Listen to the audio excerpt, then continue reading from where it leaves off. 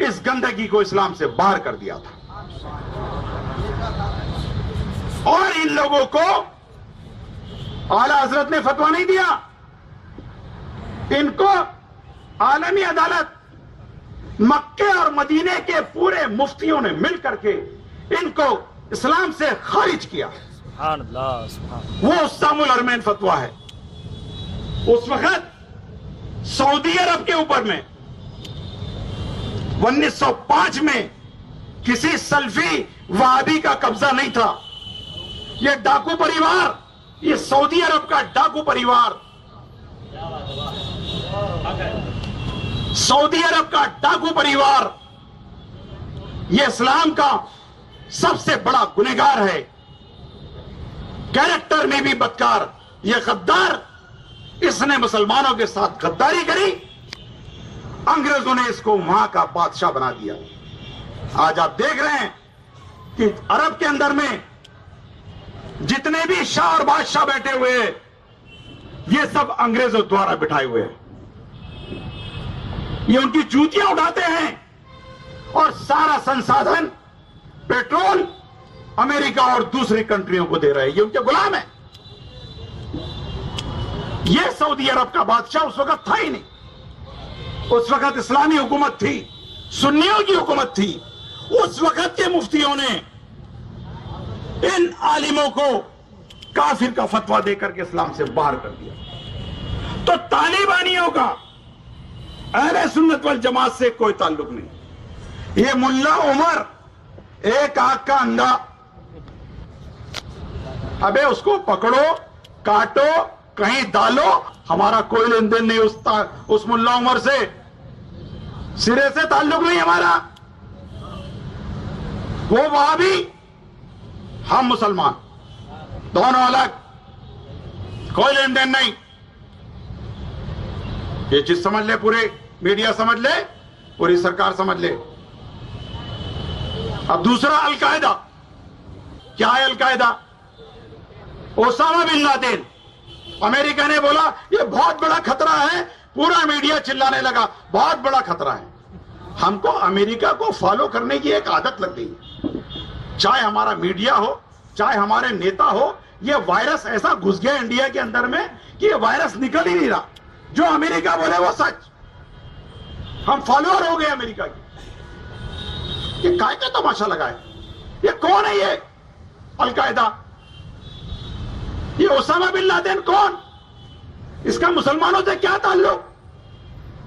Osama bin Laden ने जिस वक्त अफगानिस्तान के ऊपर कब्जा हुआ, मुल्ला उमर, इन्होंने हमारी दरगाहों को ताला लगाया, पूरी दरगाहों को ताला लगा दिया था इन्होंने।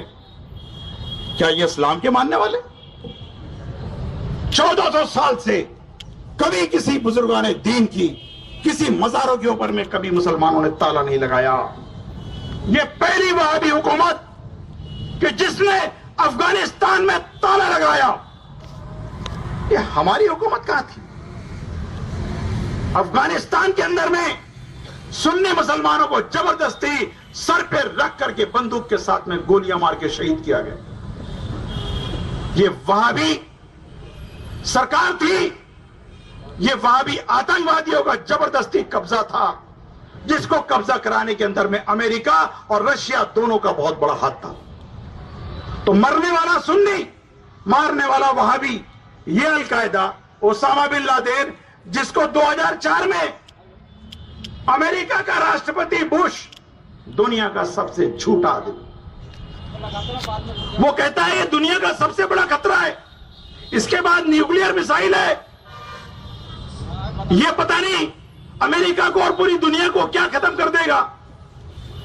हमें भी लगा यार हो सकता है ये आदमी इतना बड़ा है तो कहीं ना कहीं इसका बहुत बड़ा ठिकाना होगा, ये बहुत बड़ा मुजाहिद होगा। हमारे भी लोग बोलने लगे यार ओसामा बिन लादेन को, हामिद भाई आपकी ईमान तंजीम 2001 से बोलती है ये मुसलमान नहीं है, ये आतंकवादी है, वहाबी आतंकवादी है, इसका हमारा कोई ताल्लुक नहीं है। लेकिन यार ये लड़ रहा है दुनिया में, किसी वहाबी, किसी मुर्तद ने ये क्या जिहाद करेगा?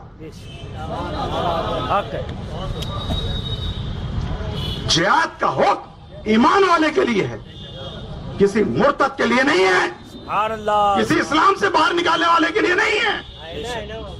और ये ओसामा बिन लादेन, ये मुर्तद इस्लाम से बाहर किया गया अहले हदीस सल्फी जमात का था, कोई हमारा ताल्लुक नहीं। हमने बार बार कहा कि ये ओसामा बिन लादेन कुछ भी नहीं है, इसको हवा बनाया गया है। और आज जब अमेरिका का अपना मतलब निकल गया, पाकिस्तान का अपना मतलब निकल गया, तो एबोटाबाद में एक मकान में उसको घुस करके मारा गया और उसकी लाश को उठा करके समुद्र में डाल दिया गया। भैया क्यों नहीं बताया आपने?